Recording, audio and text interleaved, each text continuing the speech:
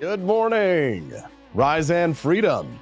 I'm Austin Peterson. You're watching and listening to the Wake Up America show at wakeupamericashow.com. How's everybody feeling today? I know you're feeling good because a member of the squad has taken a hit. Oh, yeah. Representative Jamaal Bowman from the South Bronx, y'all, took a hit last night, lost his primary to another progressive Democrat, but maybe this one won't be pulling any fire alarms anytime soon. It's a thing of beauty, of majesty. I'm in such a good mood every day. You know why? Because I get to wake up and hang out with people like Mommy, Richard Bell, David Lee, make new friends like DeVos Weed Chronicles, T. Mills hanging out, the beautiful, talented Joni Rankin, Caleb Vanderfeltz, Jose MMA, Courtney Conover. You guys are so good looking. It's fun because I know you guys are going to be there, right? Imagine what it would feel like I woke up here and just none of you guys are here. You're all gone. It'd be like some kind of like Twilight Zone episode.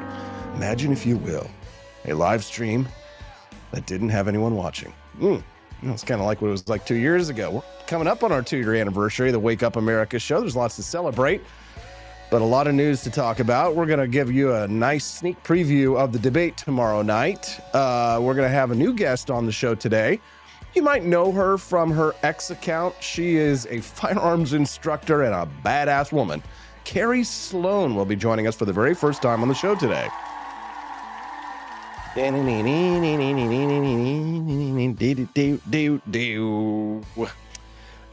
Carrie Sloan will be here for her very first time. We love having the lovely ladies of Liberty on the Wake Up America show. The best, the brightest, the smartest, the hottest. So Carrie Sloan joins us at 8:30 a.m. Central Time today to talk about the debate. And if you thought that you were going to be able to watch some of your favorite streamers doing live reactions to the debate tomorrow night, not going to happen because CNN told YouTube that they've got to take them down. Wah, wah. Tim Pool says he's going to do it anyway. He says it's fair use. And to be honest, as heartless a capitalist as I tend to be, something like the presidential debates, which impacts all of us and has to do with our fundamental governance, if you're going to have the debates run by private institutions like CNN, then at an absolute minimum, I believe that the presidential debates, this is maybe sounding communist of me, but too bad. The absolute minimum, the presidential debates should be something that should be fair use. Anybody should be able to watch them, react to them in real time, talk about them. This is democracy manifest. Mommy's going to be here for one more month. Does that mean you're just not going to hang out with us anymore, Mommy? I know you don't like the United States so much anymore, and you're going to Russia. But does that mean you're just not going to tune into the Wake Up America show? You're not going to hang out with us or say hello? You know, we are going to miss you very bad, Nancy. So I hope you'll come back and hang out with us sometimes.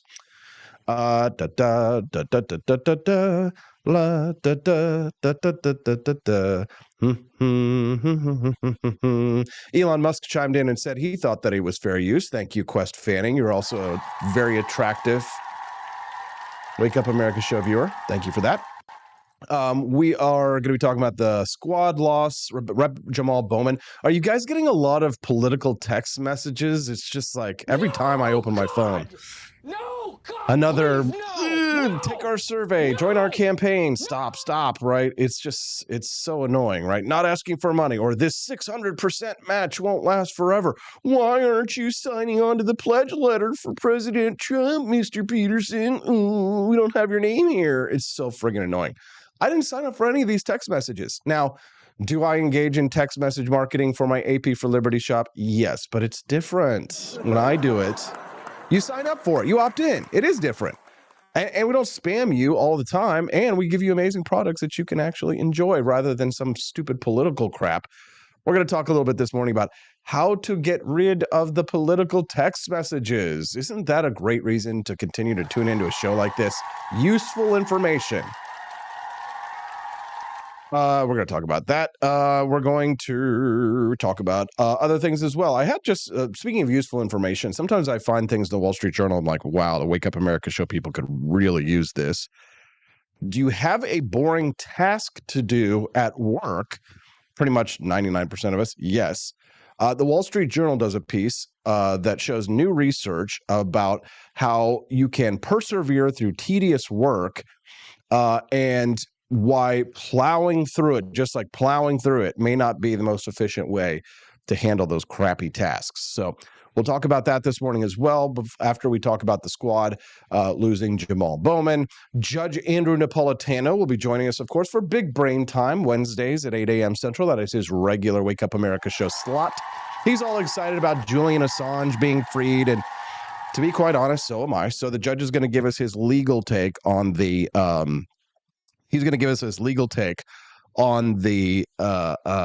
plea deal that Julian Assange was handed that set him free. He should be back in Australia by now. Who knows if he's going to go back to sleuthing? The big complaint that people had against Julian Assange was that he did not redact some of the names of Afghan informants who were assisting the United States during the Afghan war. That being said, Julian Assange did contact the Department of Defense and ask them for help in redacting names, and they rebuffed him and told him to go to hell, and Hillary Clinton was like, can we just drone him? So he did try, and I think that is half the battle. That and all on so much more on the Wake Up America show. If you haven't clicked that like button, please don't forget to do so. Hit it now, and we will be grateful for your custom. If you'd like to support the Wake Up America show and not have to watch commercials as we go to our guests, then support the show with a Rumble Rant donation today. Or yesterday, our YouTubers were just like giving us some YouTube super chats like I haven't seen in a long time. So if you're watching us over on YouTube this morning, like, let's see how many people are during that. 11 people this morning. What's up, YouTubers? We do have a bit of an audience over there. YouTube super chats will also be graciously accepted and count towards the bonus content every day. The Wake Up America show produces a 5-minute bonus history documentary or economics lecture or something interesting every day for you all. This based on a theme, and this week's theme is the lesser known wars that made the American Republic. So if you'd like to see that mini documentary today, get those Rumble Rants or YouTube Super Chat donations in. But if we get so many people watching us over on x.com these days that if you would like to support the show and see the mini documentary, then what you might be able to do, because you can't make a donation, is to go to ap4libertyshop.com. That's AP, the number 4, ap4libertyshop.com. And if you do, then you make a purchase over there, and that will count towards the $60 total to support the show and to see the bonus documentary instead of doing the whole boring commercials. Okay. Everybody's upset because over at x.com, people took a huge hit on their followers. I see that I did as well. I'm never going to get to 100,000 followers. It's like, I was at 98.2 or something like that, and now it's 97.7. But what is it really? Why is it happening? It's obvious. It's happening because they're getting rid of the bots. So it's a good thing because they weren't real followers anyway. It's a bad thing because I'm just never going to have that trophy on my wall. I'm never going to have 100,000 X followers. I know you don't feel bad for me. Just Austin, shut up and get to the news. Before we get to the news, she looks like she's 19 years old, sitting there with like a little lady with a race car. I think I hit the wrong button there. Before we get to the news, we always want to have a good, fun, funny clip, don't we? We want to have a little started off with a smile. You're never fully dressed without a smile. The number 1 best country in the world. Check out America's politicians. God bless America. Here we go. Oh, Austin, you didn't put the thing in. Oh, there's no clip there. What are you going to do? Oh, you're going to have to do it in front of everybody like a freaking stupid idiot, like a retard. Here you go. Bomna soda! You think you just fell out of a coconut tree? You exist in the context of all in which you live and what came before you. They're remaking Indiana Jones without Harrison Ford. You can't do that. And now they're making Ghostbusters with only women. What's going on? America is a nation that can be defined in a single word. I was going to Are you a racist? Do you hate Mexicans? I am black. I am gay. I am disabled. I don't know who created Pokemon Go, but I'm trying to figure out how we get them to have Pokemon go to the polls. Then Mr. Trump said, "You're fired." So again, thank you, George Floyd, for sacrificing your life for justice. Obama Soda! Oh my God, you love to see it. You love to see it. I just thank you to Jordan Yule for making that nice little mashup there. Funny stuff. Don't you guys just have a great time enjoying the Wake Up America show for stuff like that? The squad loses Representative Jamaal Bowman.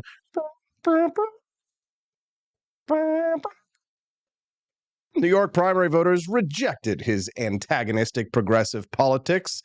You love to see it. He was a political incumbent, and they're usually pretty dang hard to beat. But I think that the primary voters were tired of being embarrassed by this Jamaal Bowman character.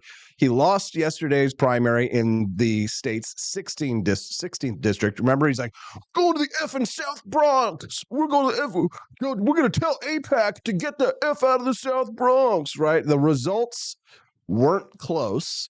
Mr. Latimer, his primary opponent, was leading by about 11 points with 2/3 of the vote counted. Mr. Bowman, he's part of the squad, AOC, Rashida Tlaib, Ilhan Omar, right?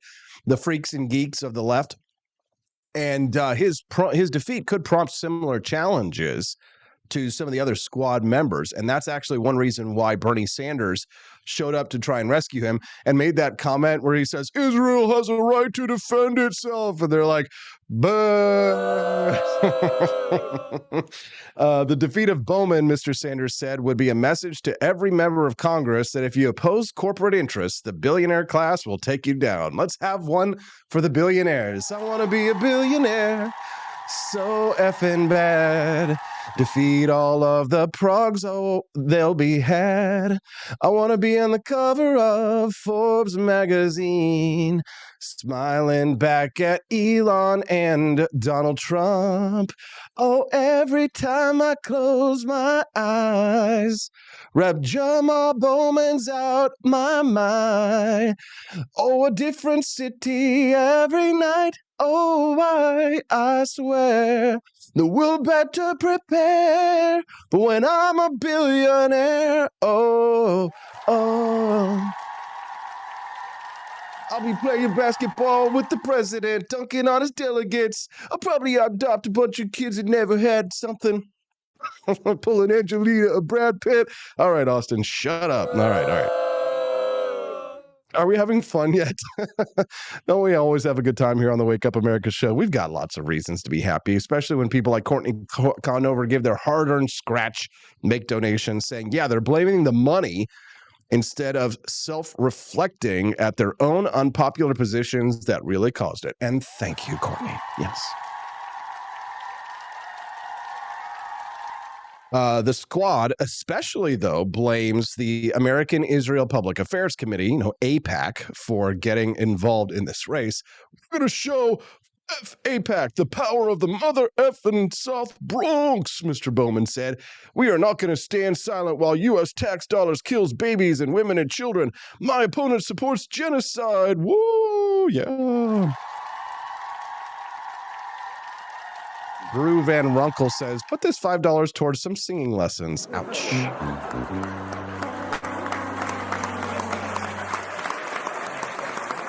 Idea, though. Democratic Representative Richie Torres, who represents the neighboring fifth district, his fellow Democrat, says Jamaal Bowman's greatest problem is Jamaal Bowman. Yes, it is. AIPAC did not illegally pull a fire alarm. Also true. AIPAC did not vote against infrastructure. Very true. AIPAC did not deny the Hamas grapes against Israeli women. Jamaal Bowman did. Yes, Mr. Bowman had pleaded guilty to a misdemeanor for his fire alarm stunt at a House office building. Everybody remembers this one. Last week, he was on a radio show. He said he was sorry for denying the Hamas grapes. How dare you? Several months ago, he said that he had regretted writing a 9/11 truther poem on his blog in 2011 when he was 35 years old and working as a middle school principal. Voters would need a cheat sheet to keep track of all of Mr. Bowman's apologies. What's funny about this is it's like all of the things that you hear, his political positions, it's like almost indistinguishable from what you might hear from a libertarian. You know what I'm saying? Embarrassing. We should play a game. I'll get a bunch of quotes from like some of the most prominent libertarians these days talking about foreign policy and compare them to progressives in the squad and see if you could actually tell the difference. And you probably wouldn't be able to, he said, as a libertarian. But it's just funny because other than economics, what is the difference these days? Mr. Latimer, who was Jamaal Bowman's competitor, said that he'll vote for legislation to codify abortion rights and transition the U.S. away from fossil fuels. Oh, but I guess the one thing that would sound different from a progressive versus a libertarian on the foreign policy stuff or the Gaza, Israel, Hamas thing, the difference would be that Bernie Sanders actually believes that Israel has a right to defend itself. And my libertarian friends do not. They were all celebrating October 7th. As a matter of fact, one of the people in like the libertarian groups that I'm following online was like posting T-shirts and merchandise that had the paraglider people coming in to murder the civilians at the concert, and they were selling the shirts, like kind of glorifying the rape and murder of these innocent civilians there. So it was, it's like, so we should play that game one day. We'll be progressive or libertarian, and you'll know that it's the progressives because when Bernie Sanders will actually say something like, oh, Israel has the right to defend themselves. And then like you heard in that South Bronx video that I played yesterday, it's like, Israel has the right to defend themselves. Boo, boo, say the progressives and the libertarians. Anyways. Every time I close my eyes. Burn Slot says, who is saying abolish the police? Well, progressives and the libertarians. Most libertarians that I know also agree with that. 150 people watch the Wake Up America show over on Rumble. Well, how's everybody doing today? Gosh, to what do I owe the pleasure? Such beautiful large numbers. Click that like button and hit the follow button if you're enjoying the Wake Up America show. If it's your first time here watching the show. Just so you know, the live stream is Mondays through Fridays from 7 to 9 a.m. Central Time, and we'd be glad to hear from you on the regs. Fridays are typically the most fun, so you want to come back for Fridays for sure, because that's when Stephanie Peterson, my smoking hot redheaded libertarian wifey, joins us on the show, as well as my brother, Justin Peterson, and we just have a good old time. This week's bonus content, we've got $7 raised towards the $60 goal. This week's bonus content is lesser known wars that built the American Republic. I think you're really going to like today's if you can unlock it. So make sure you visit ap4libertyshop.com. That's AP, the number 4, ap4libertyshop.com. C'est la vie, and you'll see Jamaal Bowman's out of Congress. La da da la da da la da da da da da. Come with me and you'll be in a land of insane text messages.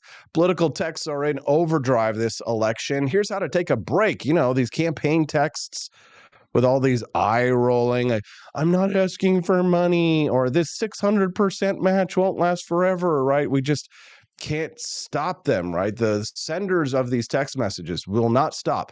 I will get 3, 4, 5 of these things a day. And granted, I have been deeply enmeshed in politics for like 20 years. So you may not be, but if you've ever given a political donation, responded to a political mailer, or showed up to a political event and given your contact information, then I'm pretty sure that you are getting text messages like crazy. So, and if you're opening any of these links in many of these things, then you're going to get unbelievable amounts of spam. So first thing that you ought to know is that if you get these text messages, definitely do not Do not respond to them if you don't want any more of them. So, a lot of campaigns now prefer to reach people via text rather than mailers or phone calls.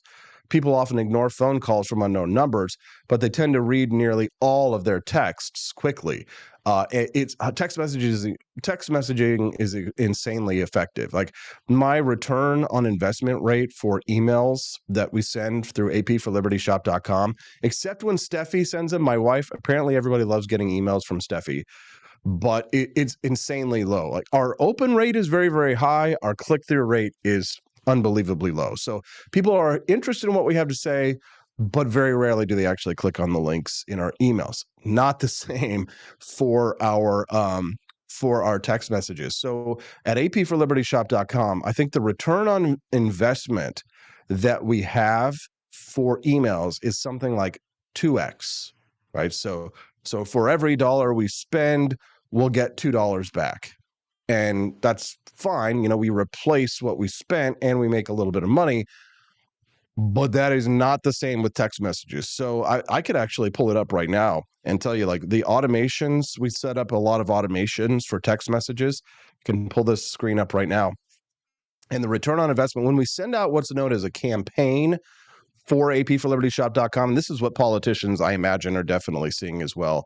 When I send out a campaign, say we got a new product that drops at apforlibertyshop.com, then let's look at this. This is the last 7 days. Let's do last 30 days because the last 30 days have been really impressive for our text messages. The analytics overview. Oh, God, it's crazy. So we have overall from text messages, we've received a 12x ROI. So for every dollar we spend, right, we're making like $12 back to some extent. Our total revenue is up 131% in the last 30 days from text messages. Are the flows, which is like when you interact with our website, the flows themselves, it's an 83x return on investment. 83x. That's insane.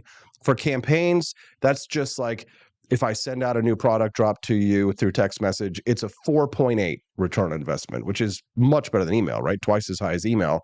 But a flow, which is you visit my website, you sign up for our text messages, and then you were browsing around and you put something in your cart, but you didn't buy it. Then I send you a text message later because you opted in, and I say, hey, you forgot to buy this. Do you still want it? That's an 83 times return on investment. So there's just the text messages are not going to stop. Right? Emails are going to slow down because they've started to be less and less and less effective.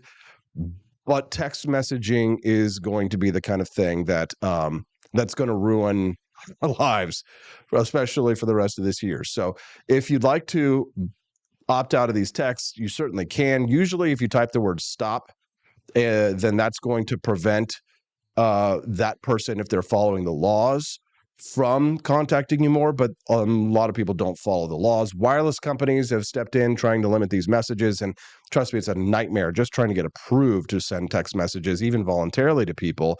But it doesn't matter because a lot of these people, especially these political people, they're going to hire these firms out of India that are just going to break the laws and spam you anyway.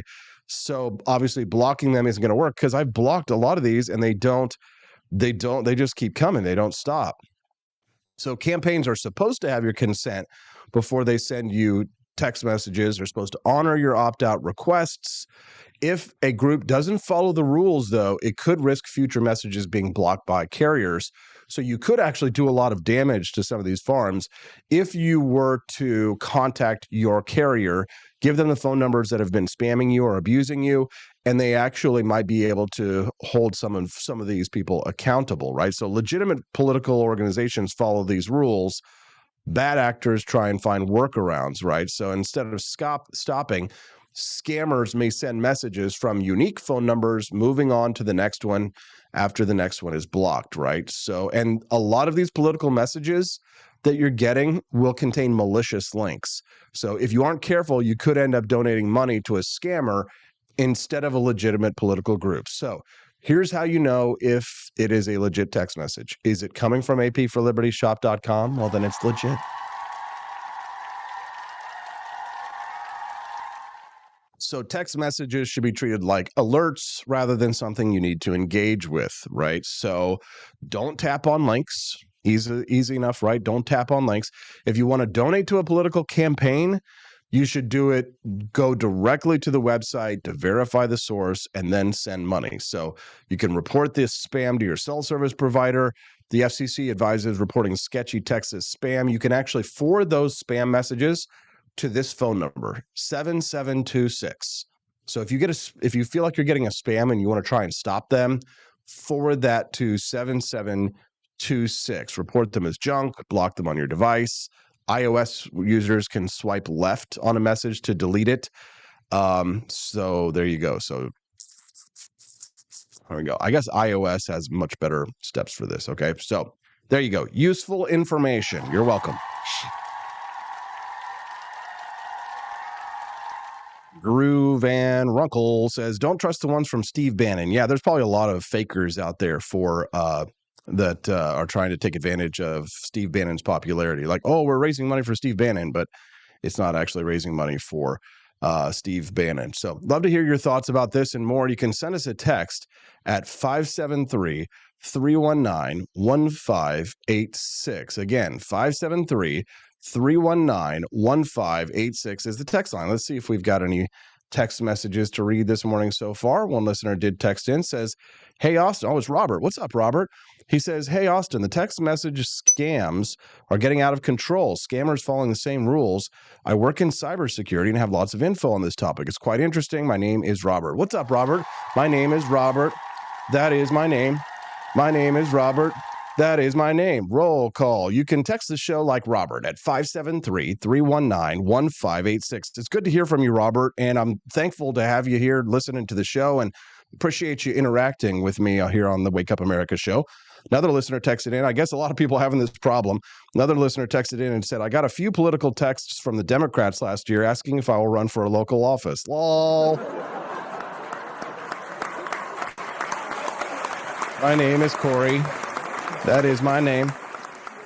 Says, which I just ignore them. I'm independent and not part of the Democratic Party. Well, good for you. Some people do think for themselves, apparently. So, you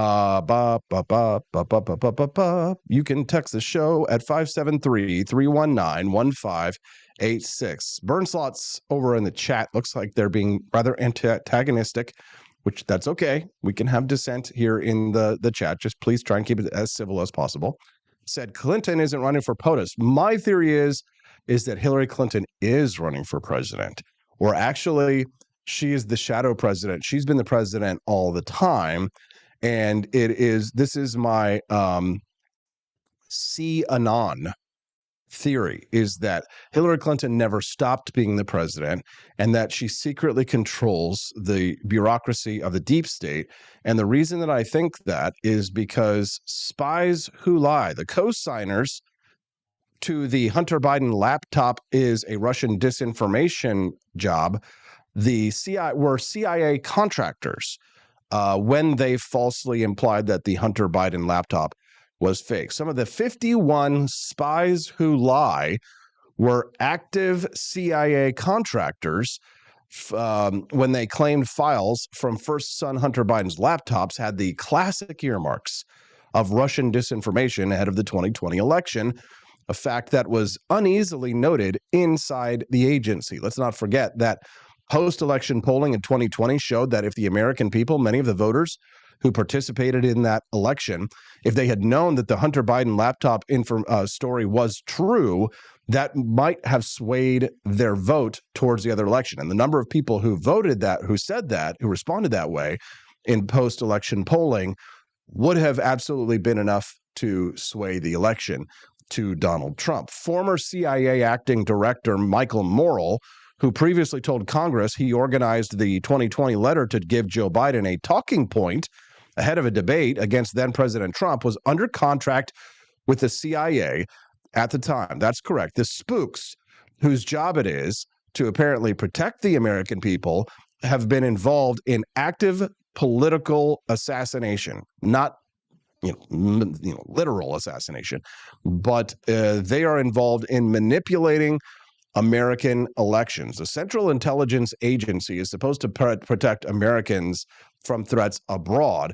The CIA has now been turned and weaponized by the Democratic Party against Republicans here in the United States. The deep state is actively working against Republicans to a large extent. The ex-agency inspector general, David Buckley, also was a contractor at the time of the letter, and records suggest that at least two of the other letter signers may have also had active contracts at the time. Morell flatly denied he was a contractor when he was contacted by the New York Post, and he said that if you write that, you would be wrong. Spies and lies. Morell doubled down in a second email, writing he can't speculate on why he was listed as such by the agency he once led, and insisting it's wrong. But a congressional source that provided information to the New York Post with the CIA's document outing Morell as a contractor after his denial. So Robert Dugas, CIA Deputy General Counsel for Litigations and Investigations, shared the information in a letter to the House Judiciary Chairman Jim Jordan and Intelligence Committee Chairman Mike Turner. This is what that letter said. I write to provide an unclassified document related to your letter seeking information. The evidence in our report speaks for itself, and it seems that the spy who lied is continuing to do so, said Russell Dye. He's a spokesman for the Judiciary Committee. The 5-name table that was included in that letter identified Morell as a contractor and specified that the former CIA director, John Brennan, and fellow letter signers, Nick Rasmussen and Mark Polymer-Poulos, had no such arrangement. The letter suggesting that the laptop files linking Joe Biden to his relatives' foreign dealings were Russian disinformation, notably only describes signers as, quote, former intelligence operatives.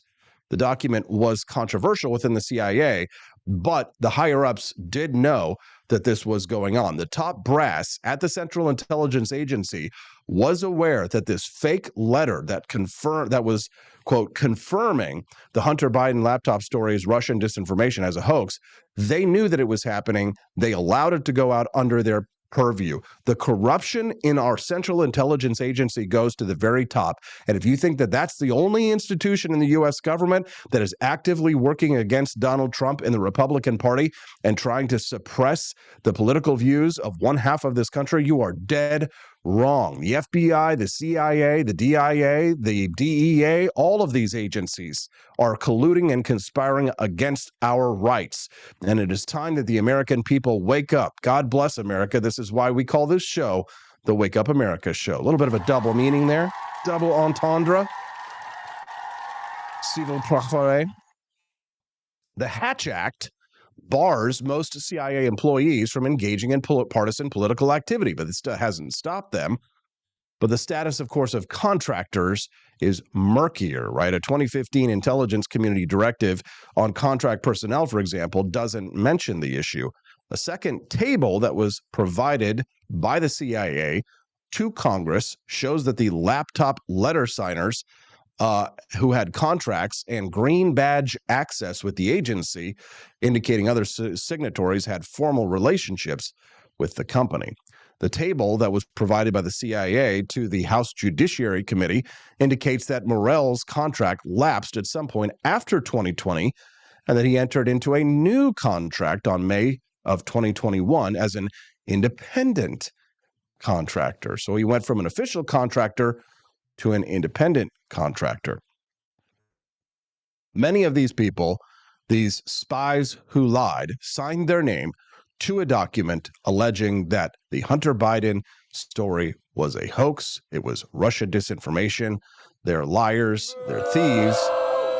If the 2020 election was stolen, it wasn't done at the ballot box. It was done in this manner. It was done through actual official disinformation. And this is why it's so fascinating when you hear about the concern, the level of concern that the left shows for disinformation and misinformation. It's always crocodile tears and fakery from the flim-flam men who believe that the Republicans are engaging in a massive disinformation campaign. And yet it took Snopes, the leftist fact checker extraordinaire. It took Snopes how many years to fact check this claim by then candidate Joe Biden against Donald Trump? Charlottesville is also home to a defining moment for this nation in the last few years.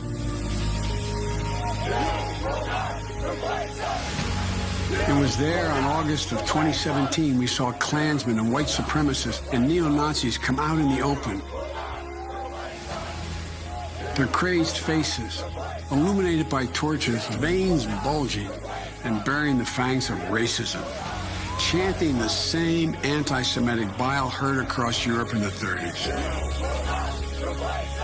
And they were met by a courageous group of Americans, and a violent clash ensued.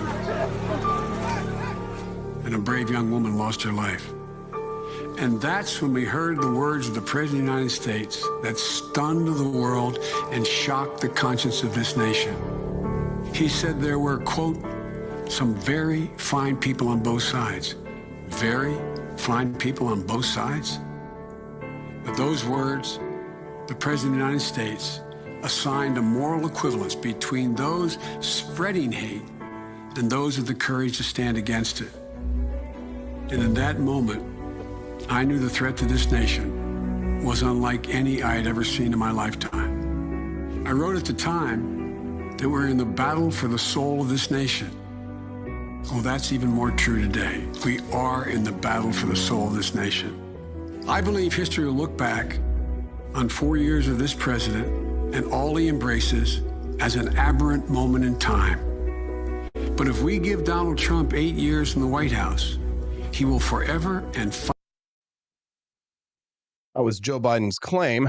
Here's what Snopes said. They said that, and Snopes, again, a leftist fact checker institution, says that the claim that Donald Trump said there were very fine people on both sides was false. And the claim was that then President Donald Trump called neo-Nazis and white supremacists who attended the Unite the Right rally in Charlottesville, Virginia, quote, very fine people. False. From Snopes.com. Yes, they're very concerned about disinformation, which is why it took them 4 years to fact check this claim from then Vice President and candidate Joe Biden. Because here's the context. In a news conference after the rally protesting the planned removal of a Confederate statue, Trump did say there were, quote, very fine people on both sides. But he was referring to the protesters and the counter-protesters. He said in a statement he wasn't talking about neo-Nazis and white nationalists, who he said should be condemned totally. Snopes pulled the quote from Donald Trump, says, and here it is, excuse me, they didn't put themselves down as neo-Nazis. And you had some very bad people in that group. But you also had people that were very fine people on both sides. You had people in that group, excuse me, I saw the same pictures you did. You had people in that group that were there to protest the taking down of, to them, a very important statue and the renaming of a park from Robert E. Lee to another name. The reporter says George Washington and Robert E. Lee are not the same. Trump replied, oh no, George Washington was a slave owner. Was George Washington a slave owner? So will George Washington now lose his status? Good for you, Trump. He said, are we going to take down, excuse me? I love it. I love how he interrupts. He says, are we going to take down statues to George Washington? How about Thomas Jefferson? He was right about that. Then in Mizzou's campus, there was a Thomas Jefferson statue. I'm living in Jefferson City. I bet you one day they're going to come and try and change the name of the city that I live in. Trump says, are we going to take down his statue? He was a major slave owner. Are we going to take down his statue? You know what? It's fine. You're changing history. You're changing culture. And you had people, and I'm not talking about the neo-Nazis and the white nationalists because they should be condemned totally. But you had many people in that group other than the neo-Nazis and white nationalists, okay? And the press has treated them absolutely unfairly. Now, in the other group also, you had some fine people, but you had some troublemakers. And you see them come with black outfits and the helmets and with the baseball bats. You had a lot of bad people in the other group. True, that is what Donald Trump actually said, if you had no idea what the context of that was. And yet the Democrats for years have allowed the slur against Donald Trump that Joe Biden made, that he said that Donald Trump had called them, the white nationalists and the Nazis, very fine people. It was a lie. Fine people on both sides, nation. He said there were, quote, some very fine people on both sides. Very fine people on both sides? With those words, the President of the United States assigned a moral equivalence between those spreading hate and those with the courage to stand against it. And in that moment, Our President of the United States, ladies and gentlemen. Good morning. If you're just tuning into the Wake Up America show, I'm your host, Austin Peterson. We're glad and thankful to have you here. We've got Judge Napolitano joining us live in 15 minutes, big brain time. And then Carrie Sloan will be joining us this morning at 8:30 a.m. Central Time. She's going to talk to us about the upcoming presidential debate. You don't want to miss the documentary that we've got cooked up for you today. So here's what I recommend. I know many of you are running low on your Founding Flavors coffee. The Wake Up America show has the best coffee in the entire country. You have never tasted coffee like Founding Flavors. Speaking of slave owners, George Washington's revolutionary roast is positively liberating. Jeffersonian Java will break the chains of exhaustion that you feel in the mornings. Adams's patriotic perk will have you resisting the left at every turn. And if you really are feeling a little bit down, then you might want to try a delicious Madisonian morning. But if you're like me and you believe that the time has come for an age of reason, then I recommend to you my absolute favorite. My belief is that this is the most delicious of all of the delicious Founding Flavors coffee brands, and that is Thomas's Painkiller Coffee. Head on over to apforlibertyshop.com and buy a box of coffee. If we hit $60 at the shop or in donations, then that will cover the cost to unlock the documentary. Head on over to apforlibertyshop.com. When you see those prices, you might blanch, but don't turn white because that's racist. Enjoy some delicious Founding Flavors coffee, and don't worry because that includes the cost of shipping, so you don't have to worry about the price, because when you buy premium coffee, you get premium coffee. When you buy cheap stuff from Hy-Vee or your local place for like $2 or $3, it tastes like ashes in your mouth. You don't want that. You want delicious premium roast, and that is Founding Flavors coffee at apforlibertyshop.com. We don't have K-Cups yet, so we have these filter pods. If you need them, buy yourself some delicious Founding Flavors coffee. Franklin's Electric Elixir, Jeffersonian Java, and Thomas's Painkiller are my top three, but number one for me is that Colombian single origin. So head on over to apforlibertyshop.com. Buy yourself a box of coffee. If you're in the mood for going to sleep, Betsy's Liberty Lullaby is our decaf option. And of course, we've got all kinds of amazing mugs and things like that can go with it as well. So again, head to apforlibertyshop.com. One listener texted in this morning and said, ugh, Biden's dumb effing tiny little eyes. I hate him so much. Is it Friday yet? I know.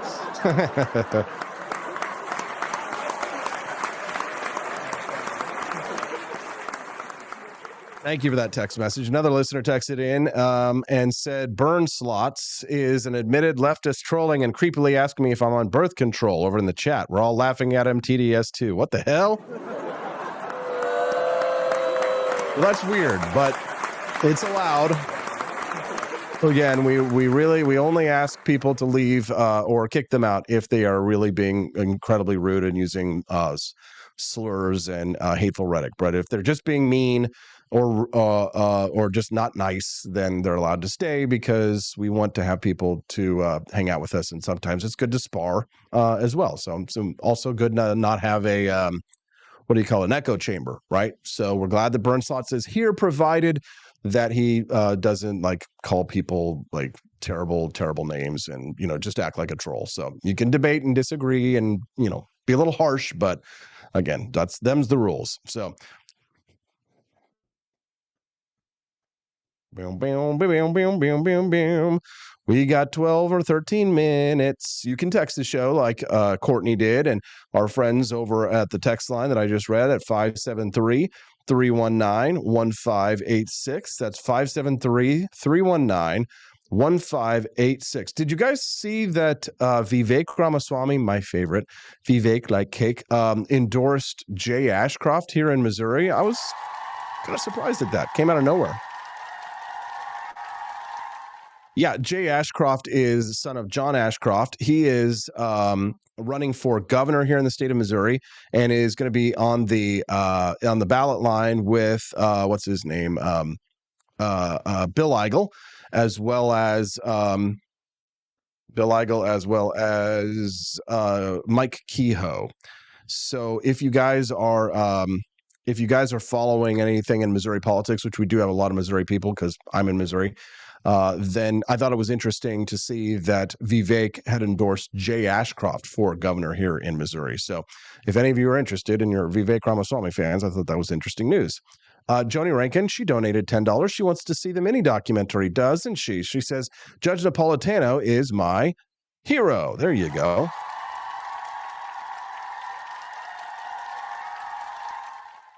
And over on YouTube this morning, the amazingly handsome Nomad John is here with us. Hikaru says that they're still over there, not ready for an account on the Green Meanie yet. That's rumble.com. Come on, Hikaru. You know you want it.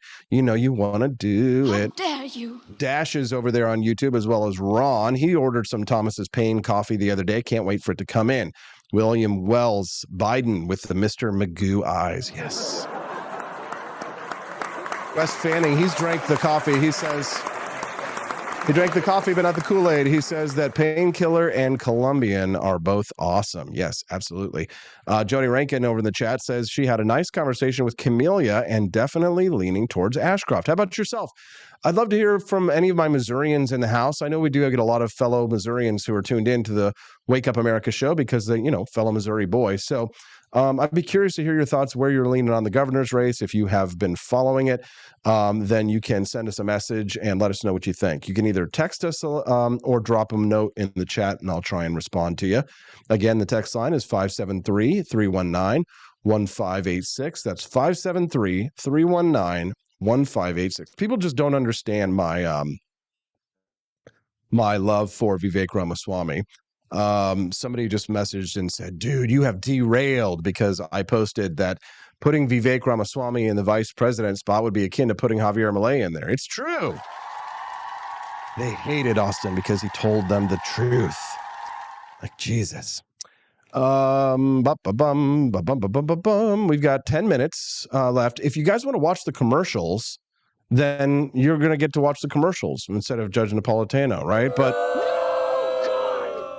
hey, don't be mad at me. Don't be upset with me. We got to unlock the bonus contents. Just go buy a couple of boxes of coffee right now. And then once you do, we will have the bonus content unlocked. Because what have we raised in terms of donations? $15, $16, $17 towards the $60 goal. That's not bad. I think we'll hit it by the end of the show. But it's way more fun to watch the mini documentary during the show and not have the commercials than it is to it's way more fun to watch the documentary than it is to watch the commercials. Sorry, I was distracted there by Thomas Massey got really sassy about the Jamaal Bowman youster yesterday, posting this. He says, I'm going to miss our informal chit chats in the hallway. This is Jamaal Bowman screaming in Thomas Massey's face about gun control. At all, cowards, pressure them, force them to respond to the question, why the hell don't you do anything to save America's children? And let them explain that all the way up until Election Day of 2024. Let them explain it all the way up to Election Day of 2024. They're freaking cowards. They're gutless. They're not here. I'm talking about. They explained it all the way up to 2024 on Election Day, Jamaal Bowman, and you lost. Now, I love Thomas Massey. He's got balls of steel. Thomas Massey hears him yelling in the hallway, comes down there, just gets right in his face. What are you talking about with that Kentucky accent? What are you talking about, Jamaal? Let's fight. He's like, I'm scrapping for a fight. I'm Thomas Massey. Gun violence. There's never been I'm talking about gun violence. Get in his face. Allows teachers to carry. Carry guns? More guns lead to more death. More guns lead to more death. Look at the data. You're not looking at any data. You're carrying the water for the gun lobby. Look at the data. More guns in the data. Guns, states that have open carry laws have more death. States that have open carry laws have more death. Are you listening to what I'm saying? Calm down, children. Are you listening to what I'm saying? Well, I literally can't hear anything else because you're screaming in my face, dude. Jamaal Bowman bowing on out of here. Thomas Massey getting in his face, waggling his finger with that Kentucky accent. Gotta love it. 9-year-old children. Because the solution is not arming teachers. Have you ever worked in a school? Have you ever worked in a school? Have you ever worked in a school? Dude went to MIT, man. It's a yes or no question. Have you ever worked in the school? You will not answer my question. Don't stop and talk to me. Okay, I'll bring it down a notch. All right, folks. Have you ever worked in the school? I've got a bill to repeal the federal... I worked in the school for 20 years. I was a teacher. I was screaming before you came and interrupted me. I worked in the school for 20 years. I worked in the school 20 years. I was a teacher. I was a school counselor. I was a middle school principal. I was in cafeterias protecting kids every day of my career. There's never been a shooting. Never been a shooting. It's time. We've got guns here to protect us. And we believe the kids should have somebody to protect them. We've got guns here to protect us, and he doesn't think that kids should have someone with guns there to protect them. Thomas Massey! Dun, dun, dun, dun, dun, dun, dun, dun, dun, dun, dun, dun. Another round of applause. I'm sorry. If I were a gay man, well, I'm not gay, but $20 is $20. 5 minutes left till we speak with Judge Napolitano. Looks like we're not going to hit that goal just yet to unlock the bonus content, which means commercials. Okay, don't be mad. Don't be mad. Don't be upset. Judge Napolitano is going to be here in 5 minutes or less. We're going to talk about the Julian Assange plea bargain, talking about liberty, freedom, all that fun stuff. We'll be right back with Judge Andrew Napolitano on the Wake Up America show. Where at? WakeUpAmericaShow.com. The Cantina crew, this is Elon Musk, the CEO of Twitter. And I just want to say thank you for watching the Wake Up America show. I've decided that Austin Peterson will be the new CEO of Twitter.com, effective immediately. First thing to do, though, is I've got to go and blast off into space.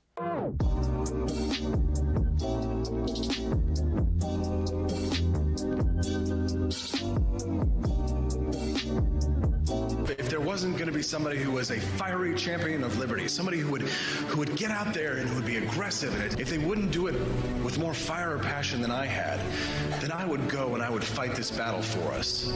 I've fought for the principles that we all share. Parties tend to be secondary to me. We're here because we believe in the principles of liberty. I am not a perfect messenger, but I think I'm a damn good one. This is a replica of our first president's flintlock pistol. You have my full support, my respect, and my gun.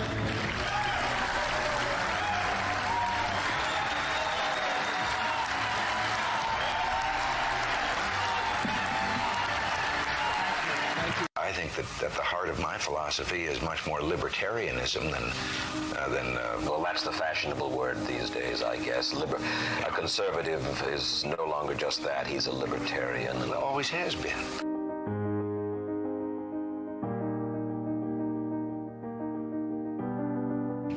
Yet any time you and I question the schemes of the do-gooders, we're denounced as being against their humanitarian goals. They say we're always against things, we're never for anything.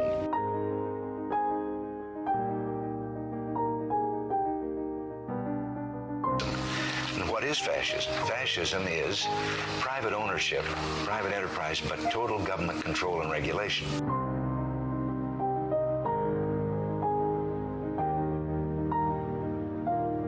Well, the trouble with our liberal friends is not that they're ignorant. It's just that they know so much that isn't so.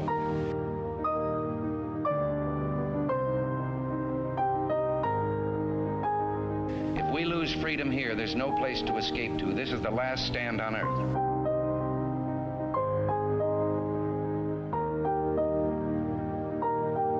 This is the issue of this election. Whether we believe in our capacity for self-government or whether we abandon the American Revolution and confess that a little intellectual elite in a far distant capital can plan our lives for us better than we can plan them ourselves.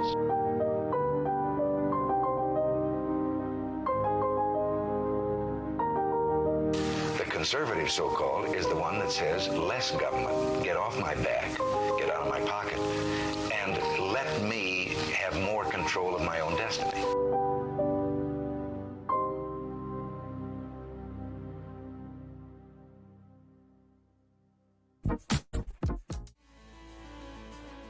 Good morning, Rise and Freedom. I'm Austin Peterson. You're watching and listening to the Wake Up America show at wakeupAmericaShow.com.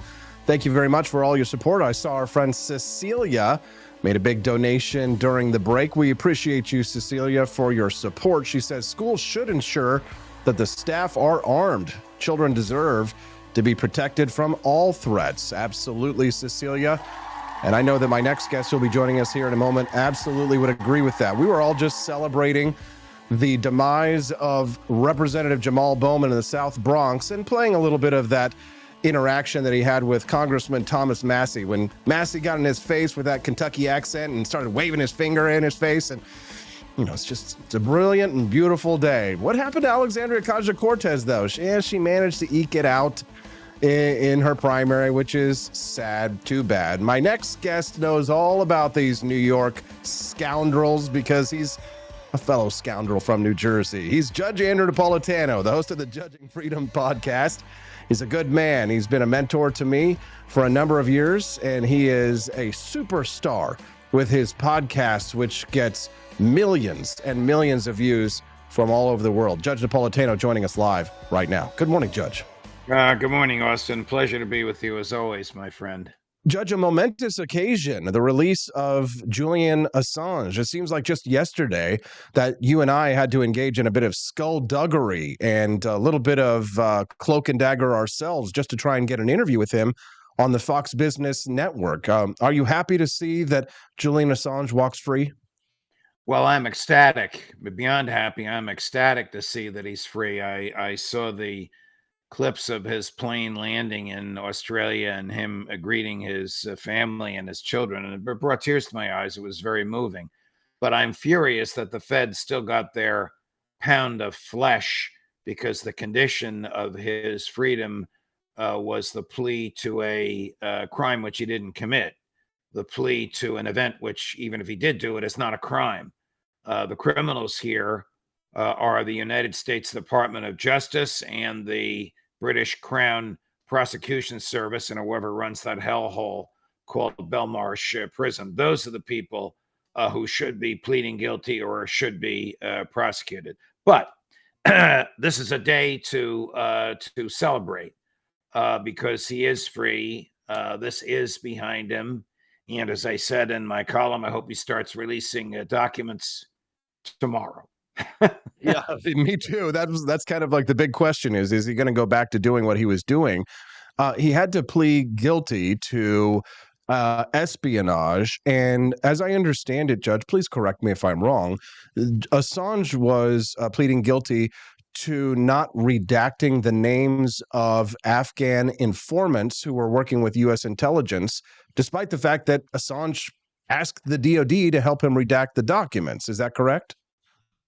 Well, my understanding is that he pleaded guilty to conspiracy. Conspiracy is an agreement to commit a crime. It's not the actual crime. I mean, conspiracy is a government concocted crime. It's a thought crime, but that's basically what he pleaded guilty to. The government claims, but has not produced any evidence to support this, that as a result of his revelations, spies that the United States government had engaged to work for it and their family members were hunted down and slaughtered. That's not Assange's fault. That's the chance you take when you're spying for a country that's at war with your own. You're in Afghanistan. The U.S. is waging war in Afghanistan. You're going to spy for the U.S. You take the chance that you're not going to have a happy ending. It's not Assange's fault. Remember what Kissinger once said, someone I'm not fond of quoting, but this is true. It's dangerous to be America's friend. It's fatal to be. It's dangerous to be America's enemy. It's fatal to be America's friend. Of course, I don't support what happened to these people, but he is not the proximate cause of that happening. The American public has the right to know what the federal government did, who the federal government killed, who the federal government tortured, and how the federal government lied about it in Iraq and Afghanistan. And Julian Assange is singularly responsible for making those revelations known. The Pentagon Papers case declared that the First Amendment not only protects the freedom of speech, it protects the right of the American public to use the press to learn what the government is up to.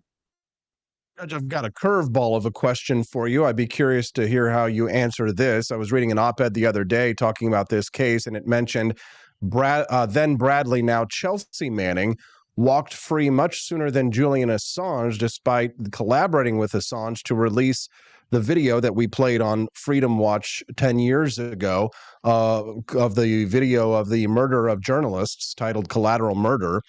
The op-ed claimed that Chelsea Manning walked free because they were very highly touted in the gender oppression Olympics. In other words, the accusation was made on behalf of a conservative columnist that Chelsea Manning may have walked free because of their status as a favored status, having come out as a member of a gender minority. Do you think there's any truth to that?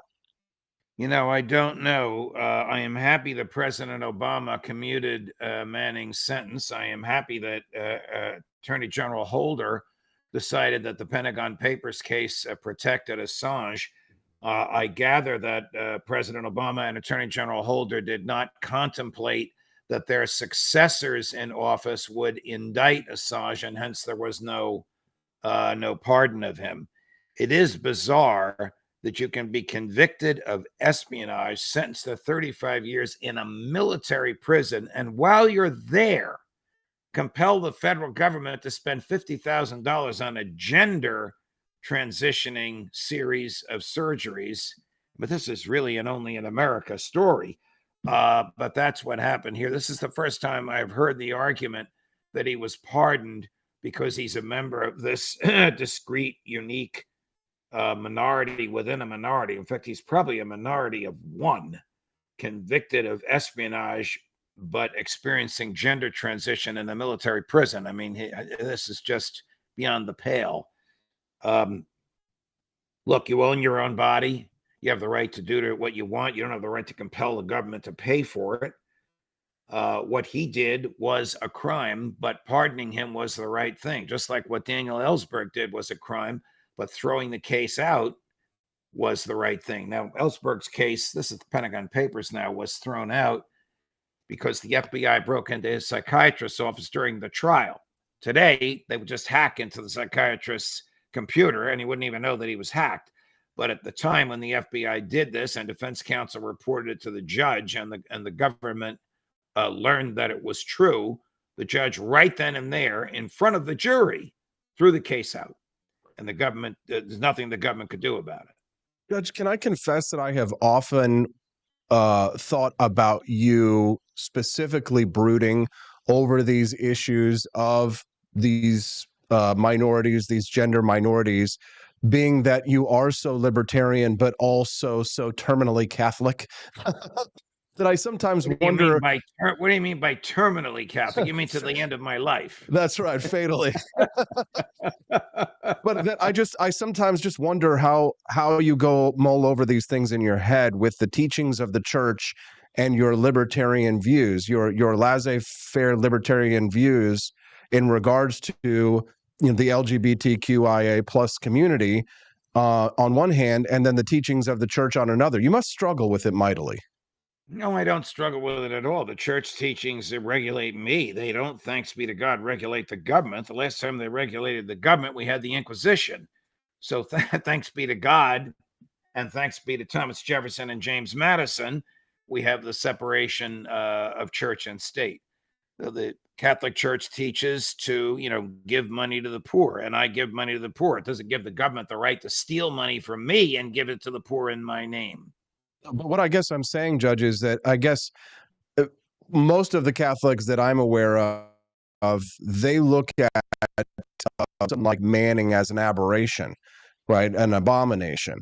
And they don't speak in the same kinds of kindly terms towards them that you do. You have a much more tolerant disposition despite sharing the same faith, whereas those who use slurs to describe those people, they do so because they say that their faith is what compels them to reject that person and their behavior. But you don't talk like that, and you don't act like that, despite being as deeply and profoundly Catholic as they are. Because every human being has an immortal soul. God loves every human being, no matter what they do to their own bodies. And every human being is capable of going to heaven.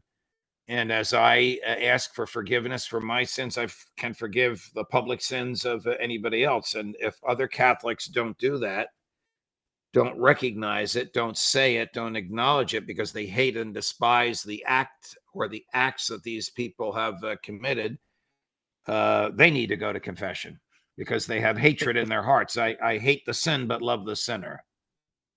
That's very fascinating, Judge, and thank you for sharing that with us. Back to the question of what Manning revealed, that video which showed an attack helicopter strafing journalists and finishing them off before they had the opportunity to seek medical help. Do you believe that the helicopter pilots in question were acting on orders, that they believed that those people that they were shooting were combatants? Or do you believe that the helicopter pilots who committed that act knew full well that they were murdering journalists? Well, one of those tapes that we ran had audio to it, if you may recall, and it showed childish indifference to what happened, from which a jury could easily infer, if these people were ever going to be prosecuted, which they're not, that they knew exactly what they were doing. I mean, this was a monumental humiliation for the government. It's a little ironic. Pentagon Papers, it was the LBJ government that was humiliated in the Nixon administration. Julian Assange and Bradley Manning, it's the Bush administration that's humiliated during the Obama administration. In both cases, they came out after the president who was responsible for this behavior was no longer in office. But in my opinion, murderers should be prosecuted, whether they do it with uniforms on, with government authority, or in a back alley. But there is a difference between murder in the first degree and murder in the second, correct? Well, yes. I mean, murder in the first degree is an intended, planned, plotting identification of the defendant and causing his death. Second degree murder is without the identification of the defendant and without the planning and plotting. And of course, manslaughter is a negligent but still accidental death.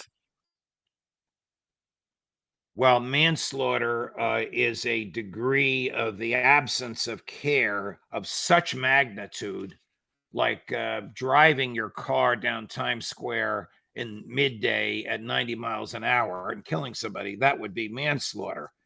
You didn't intend to kill anybody, but you intended to do the act which resulted in the death. And the death was more likely than not because of the large number of people there unexpecting a car at 90 miles an hour. On the other hand, if you say, well, there's Judge Napolitano, I'm going to get him, that makes it that elevates it from manslaughter to first degree. Wish more libertarians had your legal knowledge, Judge, because it is quite often that in having these conversations, there is so much conflation to degrees when it comes to conflict, whether it's international armed conflict or whether it's just interpersonal conflict. To which extent, what murder would be, what would constitute murder, the types of murder in terms of charges, as well as the difference between murder and manslaughter. And that's why we're glad that we have you here, Judge, to instruct us. Very briefly, for those who might just be tuning into the Wake Up America show, I'm speaking to Judge Andrew Napolitano of the famous Judging Freedom podcast. He's got a column coming out on Thursday. He's got one every Thursday at judgenap.com. And we're talking a little bit about the release of Julian Assange after pleading guilty to a plea deal that sees him going free. Judge, on the political side of things, there's a lot of discussion about Biden trying to undercut Donald Trump in this election. And the pardon, or not the pardon, but the release of Julian Assange as being an attempt to sway libertarian voters. You remember that Donald Trump went to the Libertarian National Committee's convention and made certain pledges or promises for the libertarian vote in regards to Ross Ulbricht. And he made mention, not at that moment, but an interview later, about the possibility of Julian Assange. Do you think that the Biden administration is considering whether or not libertarian voters may sway the outcome of this election with this action? Well, the Biden administration, which doesn't have a libertarian bone in its body, as far as I know, is obviously looking for votes in any corner that they want. You know, when I had my conversation with Trump, which I've recounted many times, after January 6, 2021, but before January 20th, so he was still in the White House, he called me up to get my opinion on people he was about to pardon. I said to him, don't forget Snowden and Assange. That's when I had that conversation with him about the JFK assassination papers that I've recounted to you. I then learned that he was talked out of the pardoning of Snowden and Assange. It was his DOJ that charged Assange. So either they didn't run it past him, they talked him into it, or he wasn't paying attention to what is going on. I know him very well, but a promise from his mouth is not always complied with.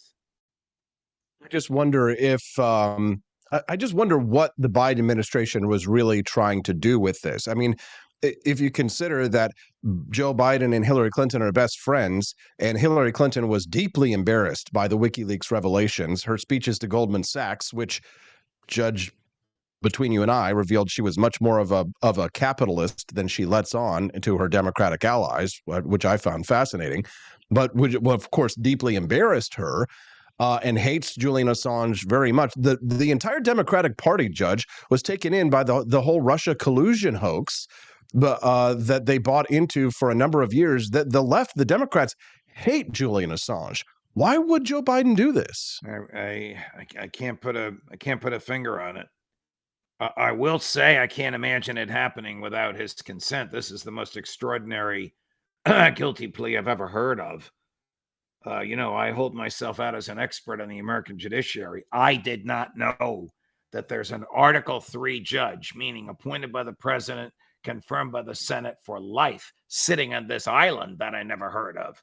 But it is a real federal court with a United States attorney, with FBI agents, with U.S. Marshals, and with federal judges. And she was willing to hear this. I'll give you an interesting little... Right. I'll give you an interesting little constitutional footnote.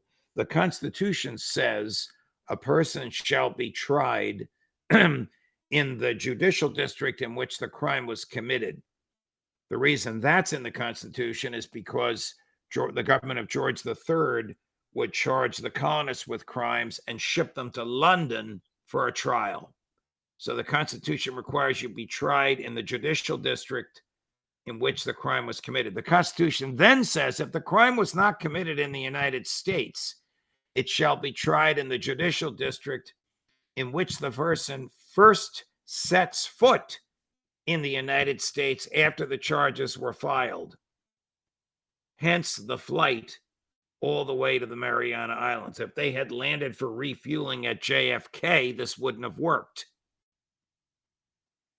The Battle of Saipan, amphibious assault, one of the bloodiest battles of the Pacific campaign of World War II. The initial invasion triggered the Battle of the Philippine Sea. It was and there's an incredible story from World War II about Saipan. And actually, it's one of my bucket list items is to scuba dive there one day, because many of the tanks and armored personnel carriers are still there off the coast of this island, and it's supposed to be beautiful to dive, just as a side note there. Judge, in regards to our problem with the deep state, I look at this story of Julian Assange, and it makes me consider how much the government actively works to spread disinformation on behalf of the Democratic Party here in the United States in order to disrupt the legitimate political activities of Republicans and of libertarians and conservatives. When I see this story about the Hunter Biden laptop, and we note that several operating members of the Central Intelligence Agency and many contractors, both inside and outside contractors, signed on to a letter arguing that the Hunter Biden laptop had all of the earmarks of a Russian disinformation campaign. I have to wonder, Judge, if the Central Intelligence Agency isn't actively conspiring against people like yourself and myself in order to prevent us from gaining political power in the United States. I often blame libertarians for our failure to effectively message and to win American voters. But then when I see that the CIA does things like this in an official capacity, I can't help but wonder if sometimes it isn't the rug that's being pulled out from underneath our feet on behalf of the government officially. Judge, what's your take on this story? Well, those people that, by the way, I have a dear friend, I won't tell you his name, but he was in the Obama cabinet who was asked to sign that letter, and he refused. He's a liberal Democrat, but a profoundly intellectually honest person. Those people who signed that letter committed a federal crime. Now, I don't think it should be a crime. The crime is lying to Congress. I don't think that should be a crime. I'm not talking about lying under oath. That, of course, is a crime. But lying to Congress is a crime. The reason it shouldn't be a crime is because Congress can lie to us, which it does every day. But when they sent that letter to some entity in the Congress, they were falsifying information. And the ones that were still in the CIA or still in the government employ at the time should have been fired. But none of that, as far as I know, none of it happened. The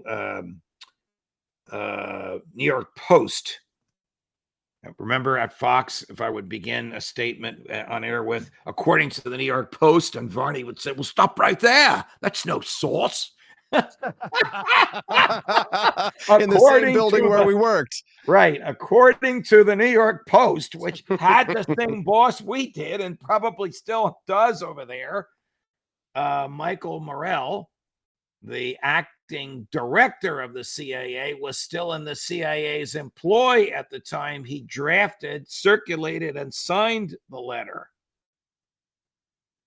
So if that was, I don't remember the date, but the statute of limitations on that is 5 years. I think that was more than 5 years ago, so he can't be prosecuted.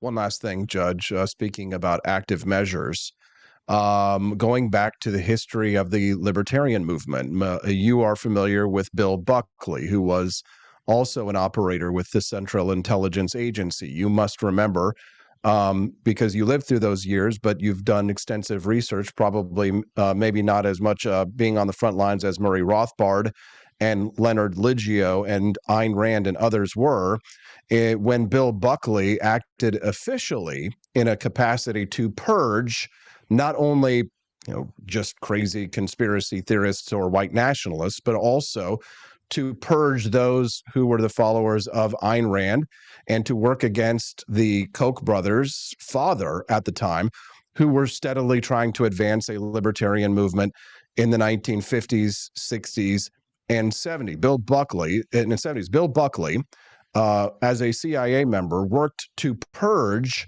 these elements from the right, worked to purge Ayn Rand and her followers, worked to purge the Koch brothers' father and the John Birch Society to ostensibly advance a version of conservatism that could actually win elections. Now, of course, from 1964 until 1980, working diligently through the National Review, William Buckley was eventually successful in bringing forth a version of conservatism that resulted in the election of Ronald Reagan. But it was specifically our people, Judge, Murray Rothbard, Leonard Liggio, Ayn Rand, and many others, the Kochs, who were suppressed and actively sequestered away from official positions and from the types of positions in think tanks and institutions that might have advanced the limited government cause. This is a very real world scenario that very few people know about, but that played itself out from the 1960s until the 1980s. There has been active suppression of our views, but it's come from conservative right-wingers with ties to the CIA. Am I correct? Everything you said is consistent with my understanding. This is why Harry Truman, notwithstanding the mass murders he committed in August of 1945, lamented what the CIA had become and said he regretted signing it into existence. At the same time that JFK said to his brother, I'm going to smash them into, shortly before they blew his brains out, I'm going to smash them into 1,000 pieces. The CIA has become the private army of the president. They're out of control. We don't know their budget. They kill with impunity. They lie with impunity. They manipulate with impunity domestically and foreign. Bill Buckley was a brilliant, articulate tool and stooge of the CIA, who had everybody from Barry Goldwater to Ronald Reagan in his grasp and believing what came out of his mouth. Where else are you going to get questions like that, Judge? Nowhere else. Nowhere else. These are the best. I do many of these, as you know. These are the best interviews I have all week. God, I made the mistake of going on with Piers Morgan yesterday. Oh, Lord.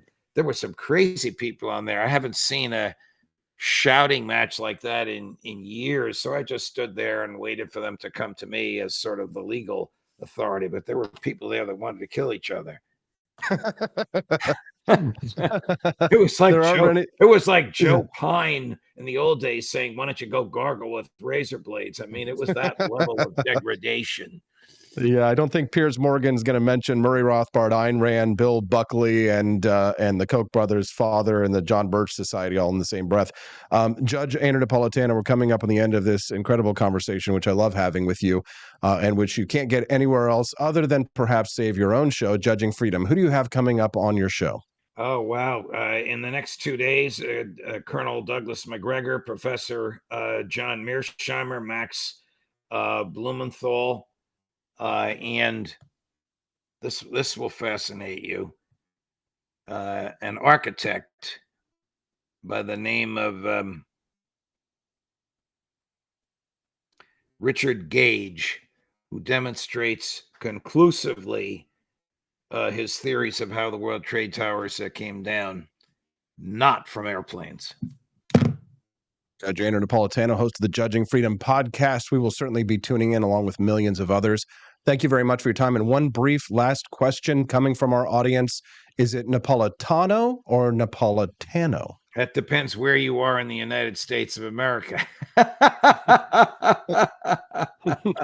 And how Italy, do you say it? In Italy, it's Napoletano. The I is an E. So there are a lot of variants. No one can claim to be correct. It's whatever you want to hear and however you want to say it.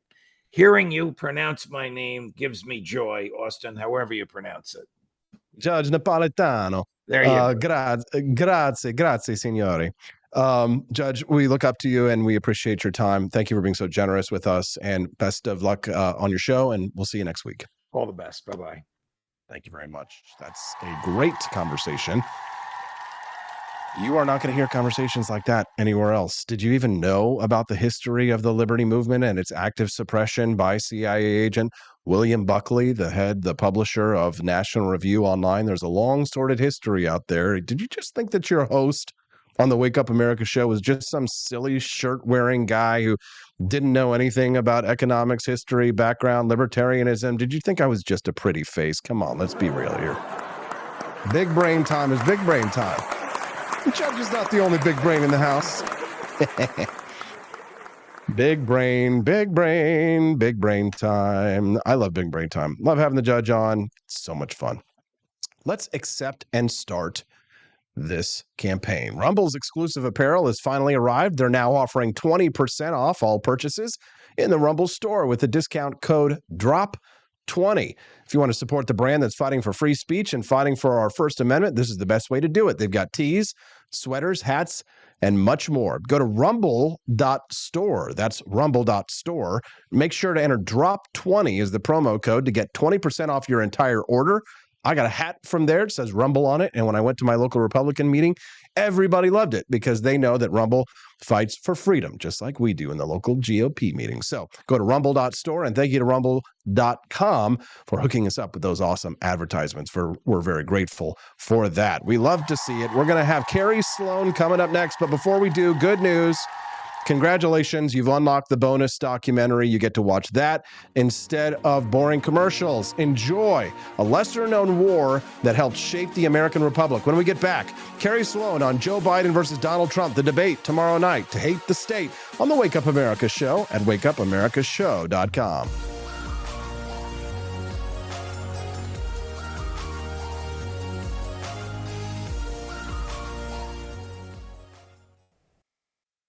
Shape the future of U.S. foreign policy and military strategy, leaving a lasting legacy on the nations involved and the world stage. Welcome back to the Wake Up America show. Thanks very much for all of your support and donations and purchases at apforlibertyshop.com. Somebody went over, bought a couple of boxes of our delicious Founding Flavors coffee and unlocked that bonus content for you today. So you got to enjoy that mini documentary about the banana wars. Yes, the corporate wars in Central America, which helped to shape the American Republic for what it is today. Thank you all for your support, and I'm glad that you got to enjoy that one. We'll have another one for you this week, tomorrow as well. All right, Joe Biden and Donald Trump. Giant douche versus turd sandwich? Just kidding. Just kidding. My next guest joining us to give us a debate preview. She is a tough mother trucker, Carrie Sloan. She's the founder of We the Female. She's a firearm instructor, so you know not to mess with her. She's joining us for her very first time on the Wake Up America show. Let's give her a round of applause and welcome Carrie here. Good morning, Carrie. Good morning, and thank you. And yeah, it's true though. It's kind of true. Just a little bit true. Yeah, they say that this is the least anticipated presidential debate in all of history. I'm just excited for it because I'm curious about Joe Biden's mental state. On one hand, when he did his State of the Union earlier this year, he actually fired off a few zingers, seemed cognizant. But then on the other hand, if he doesn't have the right cocktail of something shot in the butt or whatever it is, right, he could stumble badly, literally and metaphorically. What's your take? Well, I 100% agree with you. And I don't know if are you buying into all these conspiracies about like the silicone masks and the doubles and all this kind of stuff? What? No, wait, I haven't even heard them. So what are the conspiracies? So I just after you reached out last night, I actually had somebody DM me a video it was a CIA operative that showed how easy it is to make realistic like silicone masks, like to fake identities and this kind of stuff. And I know there's a huge conspiracy that, and I love me, I love a good conspiracy theory, but sometimes I'm like, and this is one of them. I don't know if it's true or not, although there's definitely questions about him having body doubles and people wearing silicone masks to fake being him and all this kind of stuff. So I guess that's going to be the big thing is if he comes out tonight, and really sounds like he has his ish together, that may be something that might make me go, oh, maybe that is true, because there's no way that you can cocktail somebody up enough to make them sound, completely conscious and when you have dementia. I think I actually saw what you were talking about, but it was a video that had come out years ago from a former operator, and her job was to make prosthetic faces for spies. And so I guess what the theory is now, that the conspiracy theorists have latched onto this idea that they're going to find somebody who's not quite as frail as Joe Biden and get him up there. The problem with that is, how are they going to, AI can deep fake voices and all that kind of stuff, but in a live debate, I don't know, bridge too far, but it's fun. It is fun. And I think that's where it'll definitely be seen. For all of Trump's faults, and there are a lot of them, the one thing Trump is really good at doing is he is incredibly savage and he's quick. So he's quick to quit back, whether, regardless of how I look, they call me Petty Crocker. That's my nickname. So I appreciate his pettiness on occasion. I don't have to like him to appreciate how savage he can be and petty. But so I don't think, regardless of how cognizant he is, no matter how good of a fake they get up there, I just don't see. I think Trump will be his own worst enemy in this situation. I don't think that the Biden administration is going to have to do anything to make him look bad. He's going to do it for himself. So Joe Biden, in order to win, just has to sound lucid, maybe get in a few zingers, just give the impression that he's actually cognizant, right? No, I think that the Biden and Biden's team needs to bank on Trump becoming a full-blown a-hole. And if Trump is smart, he's not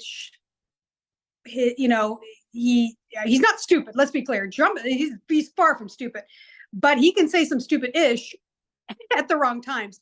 And so it's a matter of whether or not how well he stays reined in. I think this is all on Trump, personally. I don't think that Biden has any ability to win or lose this for himself. I think that he will win or lose on how Trump acts or reacts to him. So Trump obviously can say some stupid stuff. That's kind of what he's known for. Again, he's not a stupid person. I was reading in the Wall Street Journal, it kind of confirms what you were talking about. This piece by Jason Riley says that the presidential debate is Donald Trump's to lose. Even with the moderators in Biden's corner, the president will have a hard time with the questioning. So do you agree with that concept, the idea that this really is Donald Trump's to lose then? Yeah, 100%. I absolutely believe that. But look, at the end of the day, we're talking about, like you said, it's the least anticipated debate. I mean, we can even go back to 16, right, with Clinton, which, to give Trump credit, he had some savage responses to her. He was great. But we have become so divided by identity politics post the Obama administration, and of course, even more so than after Trump's administration, but even during the Hillary Trump debates, it didn't matter. People had already chosen what side that they were going to choose. So to me personally, I think these debates are a waste of time and energy. More importantly, I want to know what they're going to use these debates from distracting from. I just saw Massey was complaining that Johnson allowed 3 Democrat bills to be heard on the floor last night. So what's going on behind the scenes? Anytime stuff like this comes up and it's consuming people, I always turn on C-SPAN and find out what's really going on, because I don't buy for a minute that this debate is not covering up for something else, because they've already picked. There's no amount of debating that's going to happen that's going to change where people are voting. They're going to vote their color line. They're going to vote their identity politics. That's where we are, regardless. Even the people that were anti-Trump but are like Team DeSantis people and all that stuff, you guys can talk out your butts all you want, but the reality is that when it comes down to it in November, you are not going to let the other guy win, so you're going to vote for Trump. I absolutely believe that. I said we deserve better psyops. Politico reported last month, Carrie, that Democrats are in full-blown freak-out mode over Biden. It's no wonder. Surveys show Black and Hispanic support for Mr. Trump has grown significantly, and labeling Trump a fascist threat to our democracy hasn't resonated with voters. I wonder why. Calling Trump a fascist isn't working so well. Why not, Carrie? Because that argument is so 2016. I'm just like the racist argument, right? Everything is racist now, and the Biden administration is really good at at trying to pull that card, or the homophobic card, or this kind of stuff. Those cards are done, and I think people are finally over that. But look, let's be honest, making him a felon was the best thing that could have happened to him. Like, I don't think that went the way they thought it was going to go. I think more what their angle was that they thought they were going to prevent him from getting the nomination. But that's what happens when you don't understand the Constitution, is that nothing prevents a felon from being president. So civics matters, kids. Yeah. I mean, it seems like the Democrats are convinced that by banging away at Donald Trump's character, that's all they're going to need in November. but it's highly likely that most people already know what Donald Trump's character is and they formed an opinion either way. And I mean, maybe that would have made sense in 2020 when nobody knew how Joe Biden would govern. But Carrie, we've seen how Joe Biden governs. And I think that's really what's the biggest negative against Biden. He can't fix that with a debate, can he? No, he can't. And, the border issue, the border, I'm fixing the border problem. Oh, you mean the problem that you created, which you really didn't fix. People aren't being deported. And that's one thing I definitely say you can count on Trump for us. He will absolutely deport those illegals. That I do believe will happen. But this whole Assange move, really, in response to him saying that he would free Ross, right? So I'm like, okay, that's pretty transparent, but I don't think it's enough to pull those, because he's trying to pull the libertarian vote, and I don't see it happening. I don't see it happening. Well, yeah, it's fascinating because I just spoke to Judge Napolitano right before you came on, and I asked him why he thought that Joe Biden released Julian Assange on this plea deal, and he had no idea. Angela McArdle, the chair of the LNC, she was on yesterday. She thinks it is a ploy to get libertarian voters. She thinks that the Democrats are doing everything they can to try and shore up some of the constituencies. But I mean, the only people that I can see voting for Joe Biden, Carrie, are going to be the writers at Reason Magazine. Womp womp. Post and MSNBC.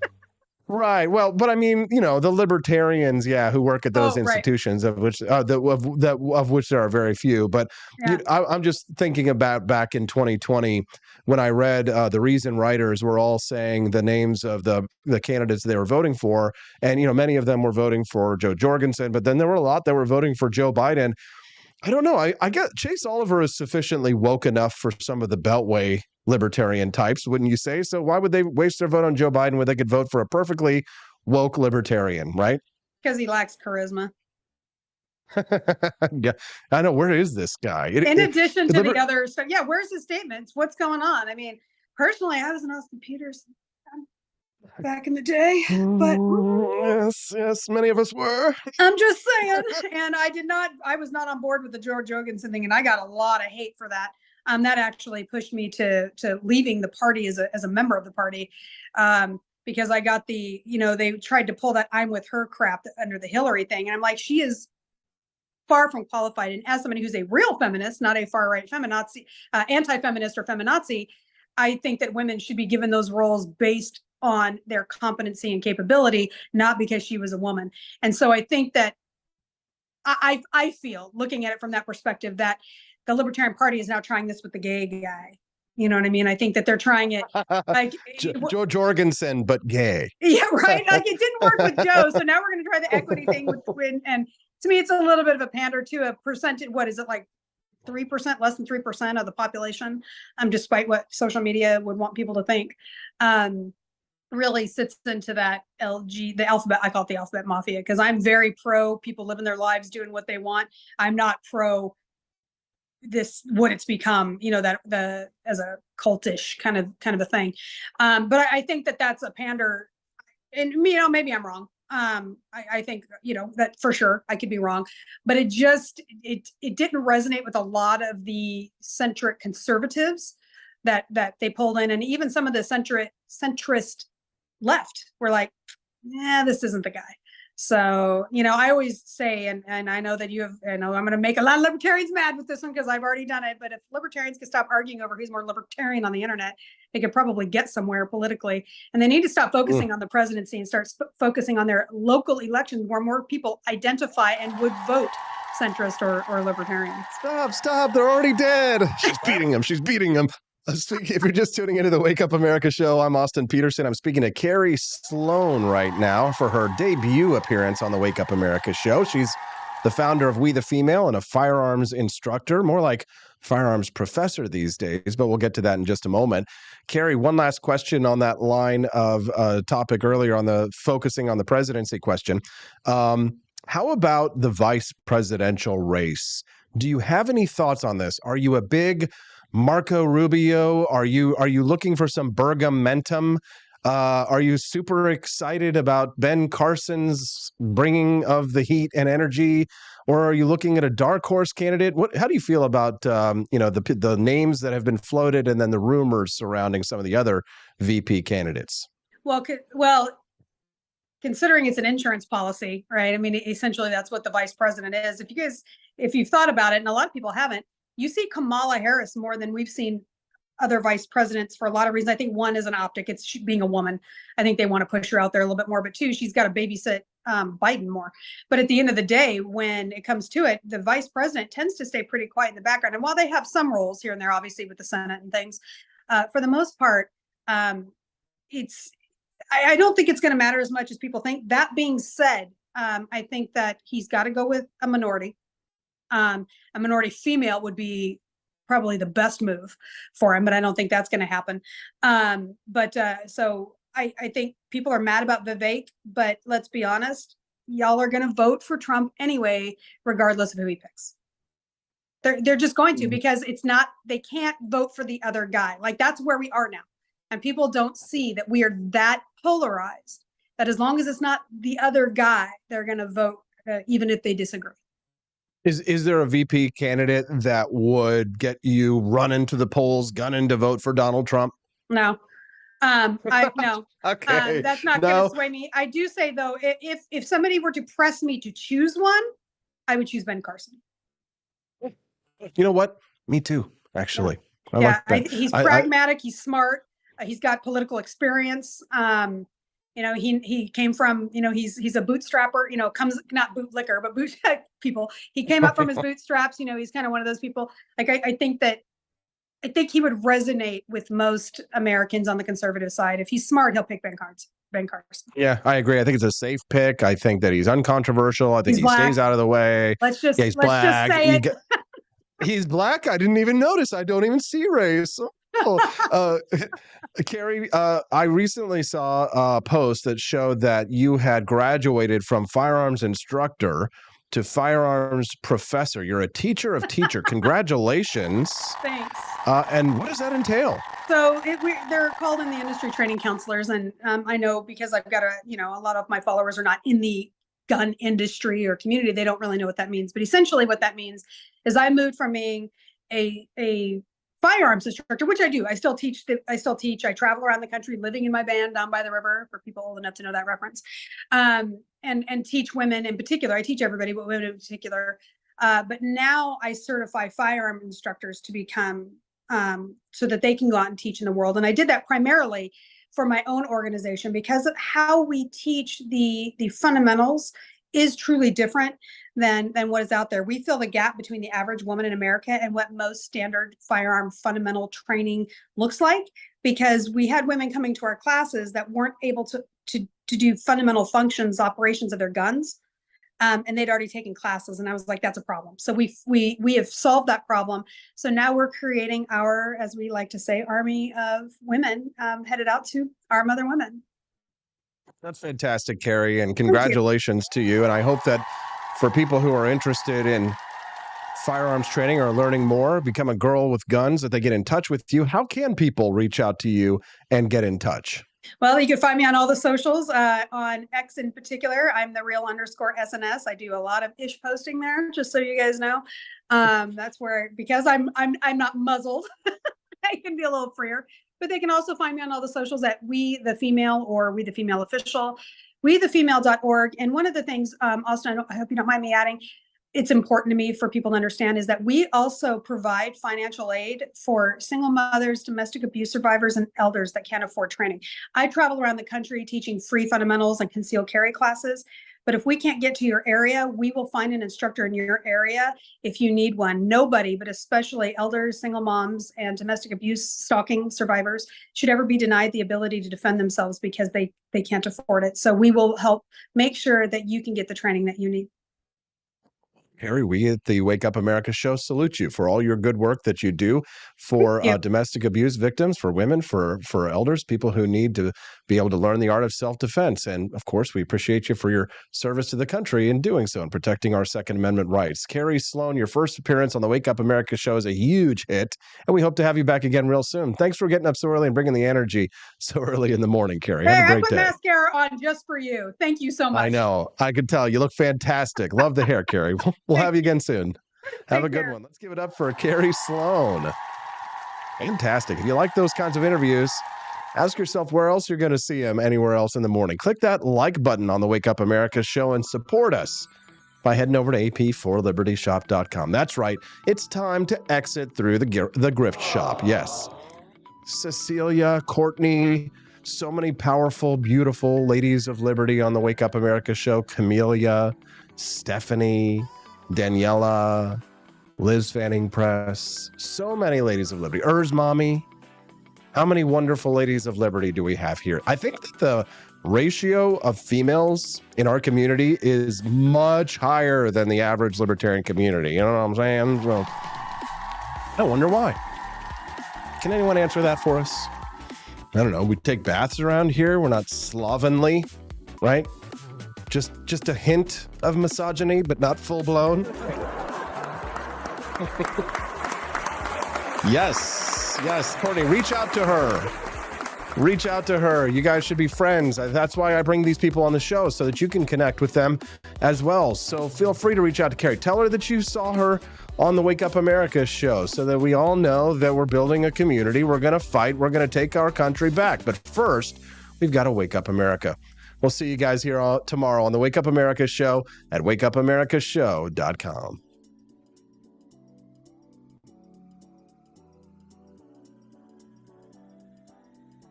Expanse of time, a year might seem like a mere moment, but oh, what a year it's been. In September 2022, Austin and Stephanie Peterson embarked on a journey to wake up America. They began humbly, with just 20 souls tuning in, learning, listening, and though challenges arose, like the looming shadow of YouTube demonetization, their spirit never waned. And now, thanks to you, thousands rise with the sun to join them, to listen, to engage, to be a part of a community.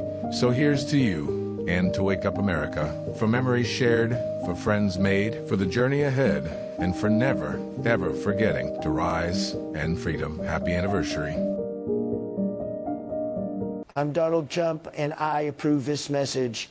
Believe me, Austin Peterson is the best. He's got the greatest Wake Up America show I've ever seen. Whenever I tune in the mornings and watch the live stream, let me tell you, he has got the absolute best content.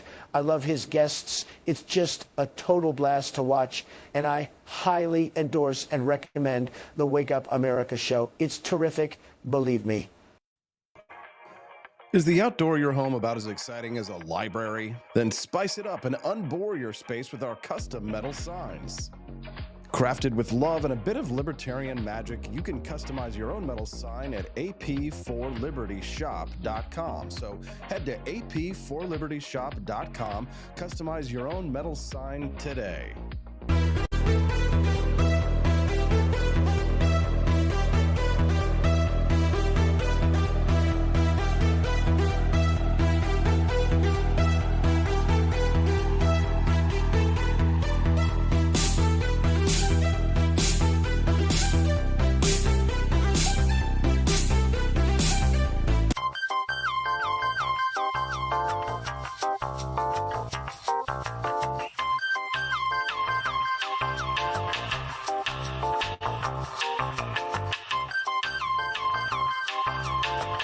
Welcome to a world of vocal discovery at Peterson Voice Studio.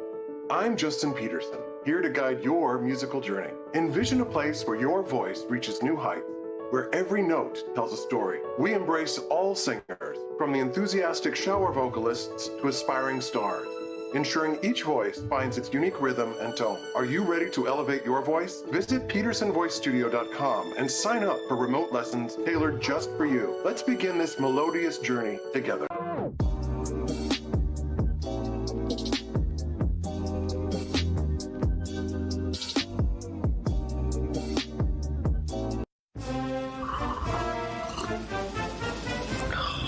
Tired of spending your hard-earned money on woke corporations that don't share your pro-freedom values? Fed up with sipping liberal lattes and progressive cappuccinos? Introducing Founding Flavors from AP for Liberty Shop. Get your day started with Washington's revolutionary roast. As robust and principled as the man himself, this blend is the shot of energy heard round the world.